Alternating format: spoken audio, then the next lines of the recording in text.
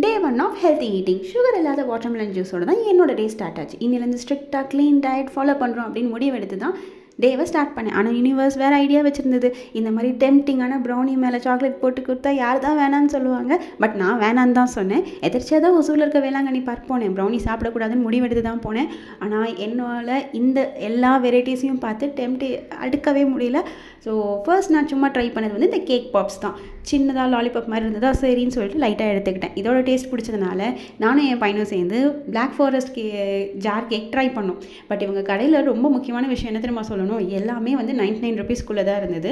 ப்ரௌனிலேயே இவங்க வந்து ராகி ப்ரௌனி, கருப்பு கவுனி ப்ரௌனிலாம் வச்சுருந்தாங்க. இன்ட்ரெஸ்டிங் இல்லை, இதிலே வந்து ட்ரெஸ்லேஷியஸ் இருந்தது, 2 வெரைட்டிஸ் வச்சுருந்தாங்க. எக் கேக் வச்சுருந்தாங்க, திராமிசு வச்சுருந்தாங்க, அப்புறம் ட்ரீம் கேக் வச்சுருந்தாங்க. இது எல்லாத்தையுமே அவாய்ட் பண்ணிட்டு தான் வந்திருக்கேன். என்ன நீங்கள் இது எல்லாத்துக்குமே பாராட்டணும். இதில் உங்களுக்கு எது ரொம்ப பிடிச்சதுன்னு சொல்லுங்கள். இவங்க பேஜை நான் டேக் பண்ணுறேன்.